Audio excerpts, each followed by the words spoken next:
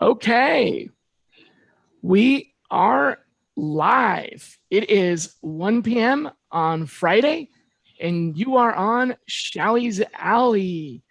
Welcome, everybody. Hope you haven't had too weird of a week. On my end here, it definitely got a little weird because we had some heat, and then overnight, it has gone to the point where my heater came on, and this morning I am wearing a jacket, and I'm in Atlanta. It's not even the winter yet. It's probably like 50 degrees out or something like that. So strange things are happening. Anyway, really excited to bring you into our meeting today. I have a very special guest, Michael Kascsak. Am I saying your last name correctly? Kascsak or? Yeah, that's you got as close as you can get. It's Kascsak. I respond to so many things. You could spell my last name backwards and forwards. That's been my kind of my tagline for a while now. Good. All right, so I'm not terribly embarrassed. You know, somebody with a name like Shally, you would think I would kind of get it right. You know, especially with my last name being Steckrell, nobody ever gets that one right. So Kascsak is right. Is that correct? Yes. Yes. Cool. Okay. Well, very excited to introduce you guys to Michael. He is the head of software engineering, sourcing for North America at Google. I worked at Google when actually I was there when they went IPO, and I used to recruit and source software engineers, or SWEs. Back then, it was actually the first sourcing team that I built from the ground up. And you might still find some of my, if you've got some Googlers out there, you might still find some of my old videos that I did in MoMA. Of course, these were 2003, 2004. So I don't know if they purged that data. It's pretty old. But Mike has a very illustrious background. Some of you might recognize his first gig in recruiting. He is an aerotechie. That's right. A very famous aerotech that was well known for producing some really high octane, recruiters back in the day. Mike, when was that you were at Aerotech? Was that like in the 90s or something? Oh, yeah. I mean, I'm going to date myself, but yeah, it was late 90s. So yes, definitely Aerotech alumni proud. Hey, don't worry about dating yourself. I was sourcing before you were even at Aerotech. So yeah, we're all long in the tooth here. But from Aerotech, you went to Bank of America and then Capital One and then CBRE. So you were all over the fintech, technology, financial services space. Of course, CBRE is retail. And then you kind of made the jump from financial services, which makes sense, to financial technology at PayPal. And now you made another jump from financial technology to just basically technology. Of course, Google has all kinds of stuff, including Google Pay and financial technology, but you work with all software engineering. So it's not just financial technology, it's the whole thing, right? Correct. Okay. Yeah, I've kind of followed the digital journey, if you will. I guess it started way back. Capital One was really when I, eyes wide open as far as things shifting to technology. And, Capital One wanted to be known for more of a technology company than a bank. And so that's really when I started to cut my teeth into technology and realized that, that's the way things were heading. And I have to say, they definitely are a technology company. I mean, I was at Fiserv for a while, for over 5 years, and Fiserv considers Capital One to be a direct competitor. There are, technologies where they have head-to-head competition. So absolutely, I would agree with that 100%. So tell me a little bit about what's it like to lead sourcing at Google today? Because when I was there, basically I created the very first sourcing team that was dedicated to diversity. And it was one of the first sourcing teams to begin with. Of course, that's basically 20 years later. So what's it like now? With whatever you can share, that's not gonna, what's it like to be here in sourcing? Yeah, I mean, we're definitely in the belly of the beast. I think it's, obvious that software engineering right now is white hot. And so it's a very competitive landscape. And luckily, we've got some of the best sourcers and recruiters in the game. But, it's very fluid as far as, who you're competing against and what talent wants to come over and kick the tires at this moment in time. So it's just a constant. It can be exhausting. It really can, and you have to remind yourself that day in and day out that we're in an industry that is so fast moving and the pace that you have to check yourself and make sure that we're not that we're keeping a steady pace and we're not asking too much of ourselves and our team. So the team is phenomenal. I'm enjoying it, having a lot of fun. Google has a really great DNA. Funny enough, I started in the middle of the pandemic, so I have yet to meet pretty much anybody on my team. I've yet to take a step into an office, but the connection I have with my team just over video conference has been amazing. And so I have the great fortune of working with some really amazing, smart people. So you haven't actually met some of them in person, or probably very few of them in person, huh? Almost all of them virtual? I have not met. Yeah, wow. It's wow. Interesting. Without telling any secrets, how big is the team? We're talking about 100 people, 200 people. Yeah, no, it's definitely up there. It's a bigger team. We have a very deliberate focus on hiring the best software engineering talent in the world, and so that takes resources, that takes tools, technology, the whole thing. You have to pull on every lever at this moment in time. Yeah, so cool. When I was there, actually, I pretty much got a blank check. The instructions to work on the diversity came directly from Larry, and they basically said whatever you need, which means I went out and I got signed deals with all the job boards and just did whatever I could. So it was probably, for me, it was a great experience in being prudent with money, even though I didn't have any real, they didn't say you have a budget. Yeah. Like when I went to Microsoft, I had a budget of fixed budget of $1 million, but not the case at Google. However, it wasn't like I could just go out there and just spend. At some point, I was going to have to produce results, right? And of course, if you buy everything, then they expect that you're going to put it all to use. So I was pretty judicious. But very interestingly, when I got there, my friend Eric Jaquith and I were the first ones to actually implement Salesforce as a recruiting CRM, because they didn't have a CRM. It was just their homegrown ATS. So they were totally open to making technology, investing in technology, et cetera. I'm assuming there's still there's still whatever it takes kind of attitude as far as investing in the appropriate technology. So it must be nice to be able to do that. Yeah, a lot of it too is showing that return on investment. And so yes, we pilot a lot of things. We are not afraid to charge at something, and if you fail fast and learn from it. So yeah, I like what you said. You can't really go out. Yeah, you can't go out and just get everything and hope buy it all, right?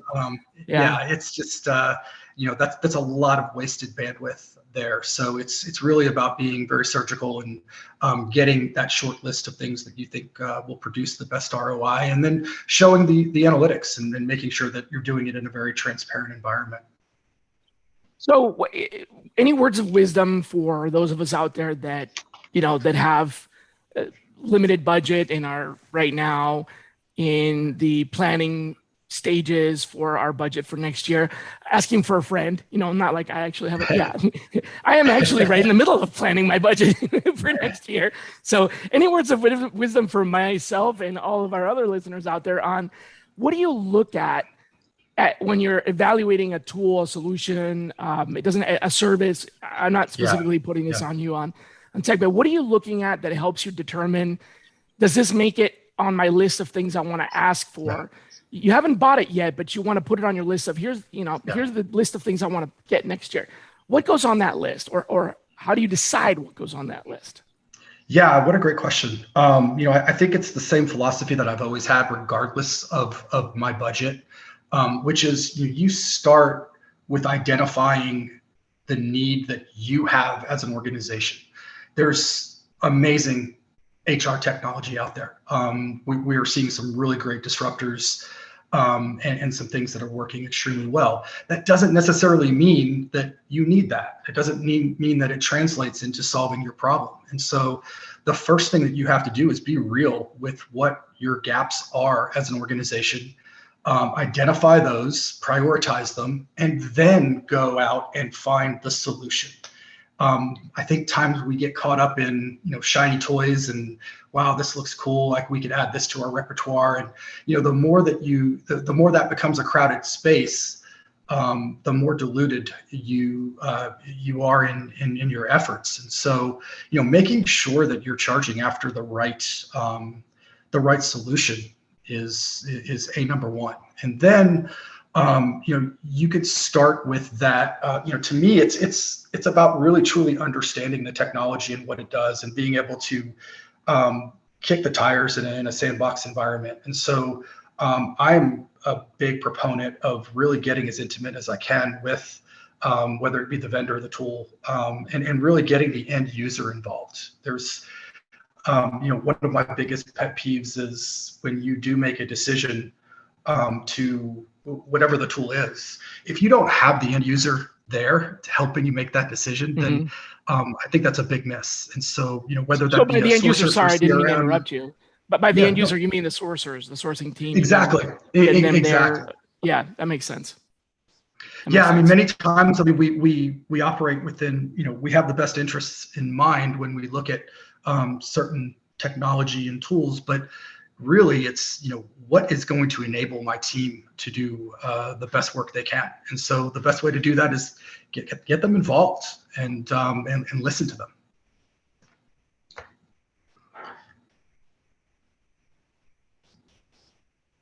Sorry, when you're evaluating these solutions or this technology, is cost immediately a factor, or are you looking at the solution that you need first? So what is the problem we're trying to solve? Check.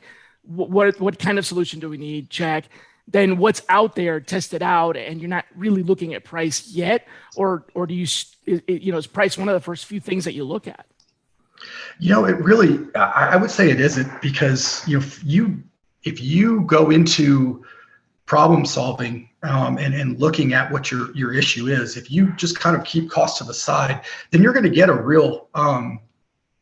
realistic view as to what the problem is. And so if you've got a $10 million problem, then you've got a $10 million problem. You can't go solve that with something that does not meet that value. And so you really have to be realistic in what you're solving. And so I'm not saying that everybody should just go out and write that blank check, but you really have to be real with what you have and what you're solving for. And so there's opportunity to look inside your own organization to see if there is a group, or whether it's a homegrown solution. There are many options that you have before you start to go outside. And so I think it's about covering all of that ground. Yes, you determine your need, and then go price some things out, and also price out the cost of building it internally. And I would add to that, I don't know if you do this or not, but I would add to that, add the price of not using it, right? The price of the risk of not using the technology. So if I don't use it, what's the cost? Yeah. So I can kind of balance that out. That's something that I look at. Absolutely. And then I can, put, when I've got I've identified the need. So for example, I need to have, right now I'm looking at contact enrichment and append, right? So there's a lot of providers, but it all comes down to maybe there's like 3 or 4 where the original data comes from that are unique. There's probably maybe 9 providers that you can look at, but 3 or 4 of them are really good in the United States. The rest of them are more global. Yeah. Then it comes down to, okay, let's talk about price, and let's talk about what does it meet the needs. But I don't go out there and say, what's the cheapest one? Let me go get a bid from them, right? Yeah. Like that's not how exactly. I do it. Yeah. Yeah, couldn't agree more. When you're looking at technology, you're looking at solutions. What else are you planning on? So what improvements do you think that you're going to be doing or planning for coming into the next year here? Yeah, I think from an improvement perspective, something that me personally, and I know my entire organization has been just so focused on is equality. We have to scale. We do.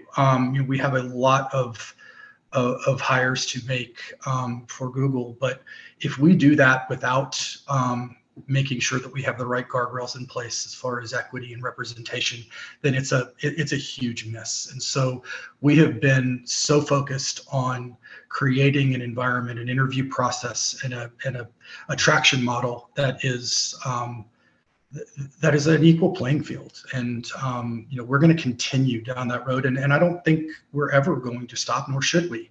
That's something, there's a lot of ground that needs to be made up in this space, and I think we could all agree that the more that you put it at the top of your agenda and talk about it, and acknowledge where your gaps are, and then put a plan in place, that I think that without that plan, and without prioritizing it, we aren't going to close that gap. So I'm proud to work for an organization that puts that at the forefront. And so, yeah, I mean, I see that as our top priority. Yeah, I mean, you can improve everything. Everything can be improved and should be improved, but it's a matter of choosing what you work on next. And you might have a plan for, here's what we're going to improve. I'm rolling out some technology at my company right now for my team that I built, and I'm learning a lot about what do they call minimally viable product. You can sit there and over-engineer the heck out of it and then wait 6 months to launch it or whatever. Or you can just kind of launch something that's going to cause some headaches, but it'll improve other areas, so you'll be more efficient.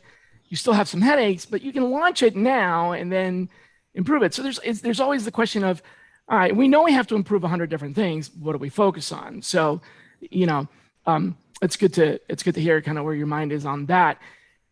Let me turn the table a little bit here and ask kind of from the other side of the table. Should sourcing have an SLA with recruiting? And if yes, then what should it be? Yeah, that's a great question. I am a believer that everyone should have an SLA. We are all in the business of, it really doesn't matter what share you're in. Most of us have a customer, most of us have a client. Having an SLA, having an OKR that you're accountable for is table stakes. And so for me, regardless of whatever that SLA is, it's a partnership, and it's coming together and saying, hey, I'm ultimately responsible for delivering this within this amount of time, and then you're responsible for that side. And so if SLAs provide transparency, they provide accountability, self-motivation. There's all of these things that SLAs provide that I think are very positive. And so when I hear SLAs and I look at metrics and data, to me that's telling the story. It's showing the effort. It's providing that transparency into what we're doing for you as the client or the customer. And so from a sourcing to recruiting perspective, it's very subjective as far as the scenario. It depends upon the geography you're working in. It depends upon the domain you're working in. I mean, there's so many different nuances to SLAs. So it's very important to get in the weeds there and to develop something that is realistic, attainable, but also is a bit of a stretch too. I mean, you want to create that tension there. That's how we get the best out of ourselves and our teammates. And so by no means do I look at SLAs and say, hey, black and white, have to, hit miss. There's always a story there, but having the SLA enables you to get the data to tell that story. Now, you equated SLA with OKR, which is objectives and key results. Yeah. I think those are kind of part and parcel, but they're not one and the same. So if you were to break it up into the SLA is what the definition of what the service is going to be. Yeah. And the OKR is what the metrics are. Which one do you start with first? Do you start with the metrics and build the SLA? Do you start with the SLA and build the metrics OKRs after? Yeah, that's a great question. I mean, I think you have to start with the metrics to get there. You don't want to put an SLA together and it be, something that is just, hey, the client thinks that we could do it this way, and it's and they don't really understand the Right. the details. So here's what we want the SLA to be, yes, and then I hope we can get there. Yeah. Right. Yeah. So you got having facts, having data can be so powerful. When you go back and look at trends and you go look at stress testing certain things and gamifying data, it can tell you if you're in the right ballpark or not. And that's when the fun starts. You could start to tweak and look at, hey, if we did this, then follow the data and see what improvements are being made, or if you're going backwards. And so, yeah, I mean, to me, it does start with the metrics so that you have something that is realistic, something that's attainable, and something that both sides can shake hands and agree, hey, this is fair. Yeah, that's a good point. I get asked this a lot because people come to me and ask about metrics. What metrics do I put in place for sourcing? How do I compare sourcing and recruiting? So metrics has always been something that I get asked as a consultant, but very frequently when it's asked, they either have metrics in place and there's too many of them. Yeah. And so they're measuring a lot of things that aren't necessary, or they don't have any and they want to put some in place, but they don't remember, or they don't think about what in order to put any metrics in place, the first thing you have to do is start measuring. Like, there's measurements and then there's metrics. That people just seem to forget the difference between them, right? A measurement is that particular point. A metric is the difference between 2 points. So like driving speed is a measurement. How fast are you going? 55 miles an hour. But the metric is, how long does it take to get there? The metric isn't 55 miles an hour. That's a measure, right? Exactly. So people say, oh, what's the metric? How many submittals? Well, first of all, how long does it take, right? Then you can say, okay, our metric is 55 miles an hour is the measure, but our metric is it should take an hour to get from here to there, right? So it should take us 7 days to submit 10 candidates. But if you start with, we're going to submit 10 candidates in 7 days and you have no idea how long it takes, then, so what you're saying is, I'm sort of translating it a little bit, start measuring how long it takes, then create the metrics on the measurements, right? That's the difference. It's a very good point. Absolutely. Folks just forget about that.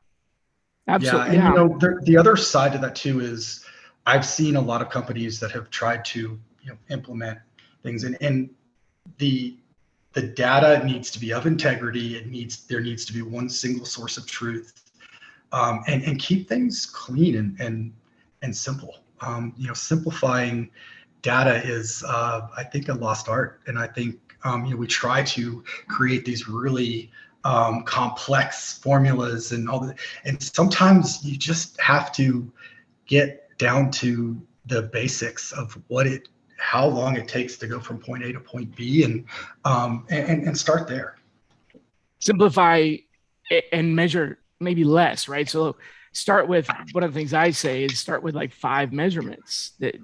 Don't start with 50. It can take too long to get there. Speaking of, the whole point of this is because you want to know how you're doing. So you're measuring to see where you are, then where you want to go. Is your SLA, it's your promise, your objectives, your key results are part of that. But ultimately, the determination of how you're doing is the outcome of all this. What are the results that you have to have in order to make having a sourcing team worthwhile? Yeah, I mean, you have to have, this sounds like an elementary answer, but I mean, you have to have a constant pipeline that is diverse and that covers the every attribute that the company is looking for in a candidate. You want to create this mechanism where the pipelines are fluid, and that you're not, you're not trying to force things in to fill a position, and then you kind of faucet on, faucet off, I guess is how I would put it. You're wanting to create a constant flow. Yeah. And so, that takes, consistency. It takes discipline, and making sure that, you don't knee jerk, and you don't look at, one data point and start running towards that while you're missing all of the other important things that you need to be doing. And so, to me, it's creating that that constant, that pipeline that is just a very even flow, and you're in the right wheelhouse. So consistency, essentially, but it doesn't have to be defined as the same. Just maybe consistency in the form of like predictability and being able to keep up, right? Not just have this wavering. And that goes back to the SLA. I mean, if you're all over the place, your SLA is going to show it, right? Yeah. So you're saying if you're waiting, important. Go ahead.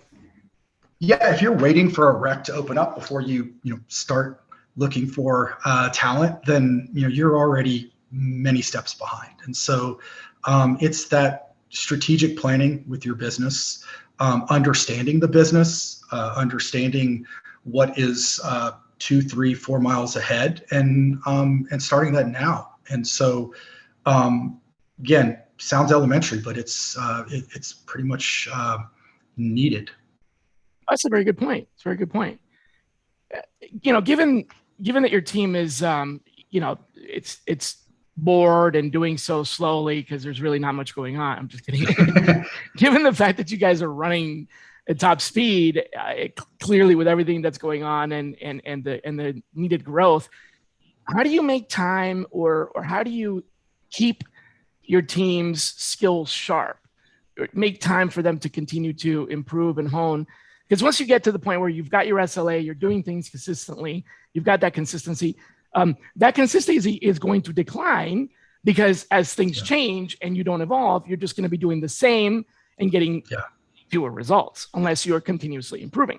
So how do you do that? How do you build a continuous improvement into that? How do you make time for that? Yeah, it's hard. It's very hard when you have the workload that we have. But I'll go back to, it's discipline and doing the right thing for your team, and making sure that, first things first, you have to be right sized. You can't ask somebody to do the job of 2 or 3 people. It's just not, it's not fair. And we are all humans, and we've gone through a lot this last year or two. And hopefully that is a reminder that, just give people some space and give them the grace to have some of that time, and to not feel like the weight of the world is on their shoulders.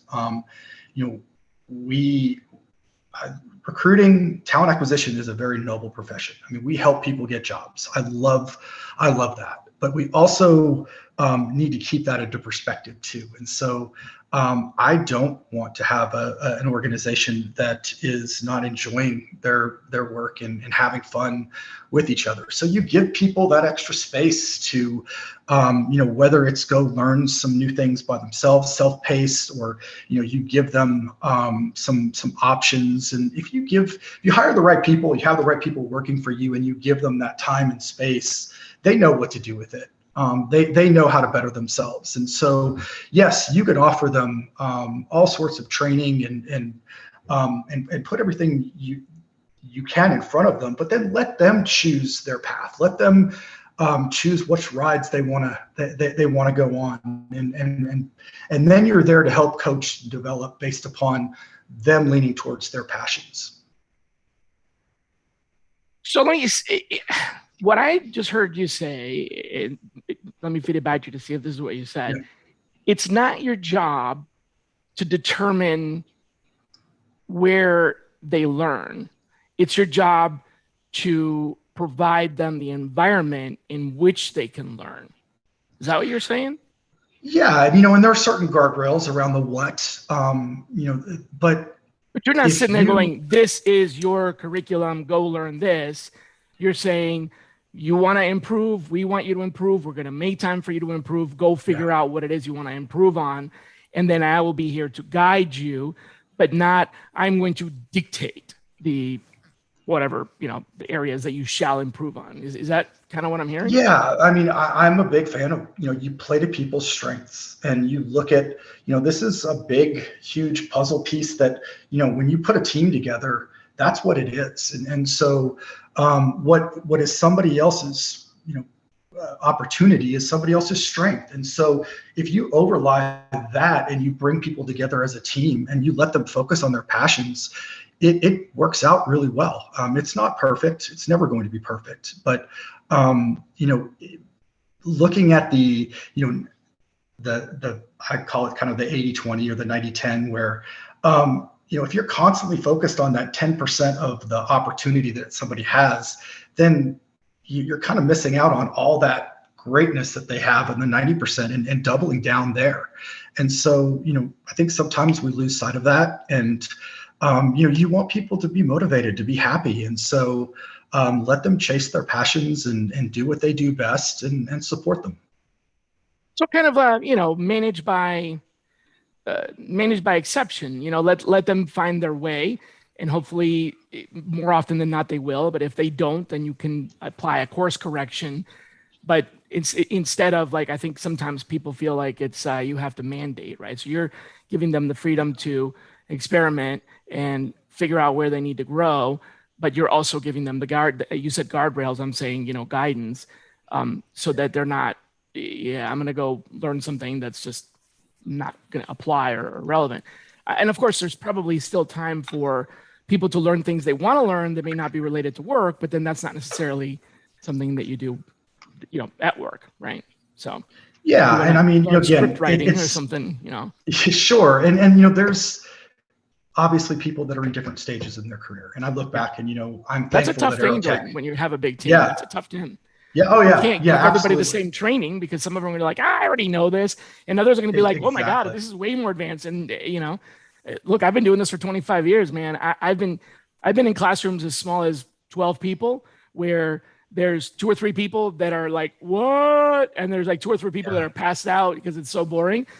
You just can't ever, you can't ever hit that. You're not going to be able to hit everybody at the same time, because people come from all different levels of experience. So you're exactly right. Tough. And that's something that I try to keep top of mind each and every day is you really have to cater your coaching and development to the person, and you have to be careful with blanket statements or just kind of painting a broad brush around certain trainings or what you perceive as the gaps within your organization, because you have to take the time to understand the individual, to understand the need, and really make their career progression their own. It's not somebody else's. That's why we have that tool that I was telling you about offline, the recruiter assessment, which is an objective measure of where their skills are relative to the skills that are required for the job.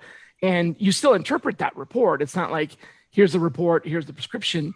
You interpret that report because in that person's role, they may or may not need those particular skills, but it at least gives you an objective starting point, right? So that's a tool that we put in place.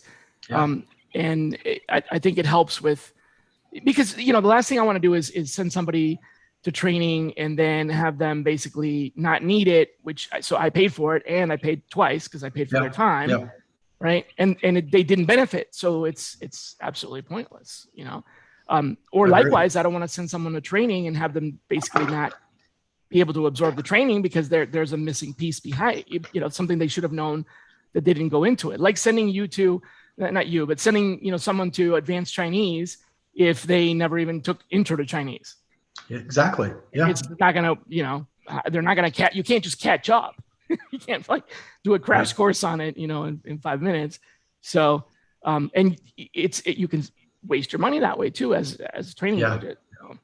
So, well, we're getting pretty close to running out of time. So I want to say, first of all, I want to say thank you for coming to this and making it happen. I know it's not easy given your schedule and everything you've got going on, and also getting clearance to appear. So know this, the audience really appreciates these insights. We get great feedback. No, this is a great, look, this is a wonderful break in my day, I want to be able to get back to. I've been very fortunate to be in the TA industry as long as you, and people don't. Most people's kind of find their way into recruiting. Nobody goes to school and says, I want to be, stumble, fall backwards. But I've been very fortunate. I found my passion. I want to be able to give back.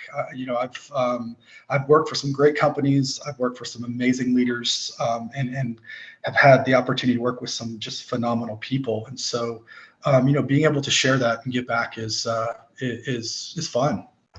Wow. Yeah. Well, thank you so much. And for those of you that are watching this out there and it's starting to get a little bit cold, I have a gift for you. You see this gorgeous jacket that I'm wearing here? This can be yours. My company is doing a giveaway. If you go and fill out a form, you can have a jacket and 2 mugs. We're going to do a drawing every month. This is completely free. And my company said, hey, we can give this away as a gift for your subscribers. So I will post a link to this.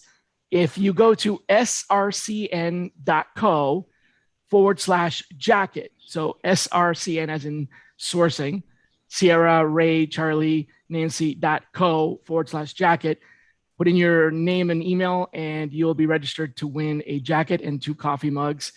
Thank you, Michael, so much for coming to this. Really appreciate it. Hope to have you back. Any last words for our audience? Yeah, no, you know what? There's one thing that's top of mind for me. Yeah, I want to throw this out there on the table for everybody. Our industry is in a very interesting place right now.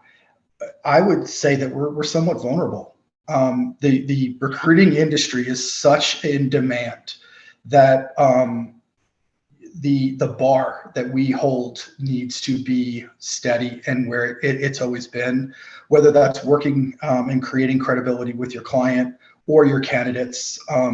This adage of, oh yeah, anybody could be a recruiter, anybody could be a sourcer. It's not true.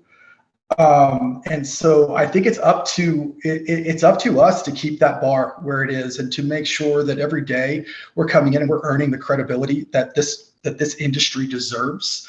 And so, I would just employ everybody to keep that in mind. Yes, it's a wonderful time to be in recruiting, but we also have a responsibility for this trade in making sure that we're bringing that quality to the table that corporations need and our clients and partners need. So, that's something that I definitely wanted to make sure and throw out there for everybody. That's a very good point. Yeah, I'm going to rephrase that for the notes and send it to you for you to approve to post. But I think I get what you're saying. It's important to keep the quality because, for a long time, CFOs and CEOs did have the attitude that anyone can do it. It's so easy, anyone can do it. I don't know if you're saying that's still maybe the case in some places, but I agree. I'm gonna rephrase that and post it. Well, thank you so much. Okay, everybody, have a great weekend. Yeah, see you next week. Bye-bye.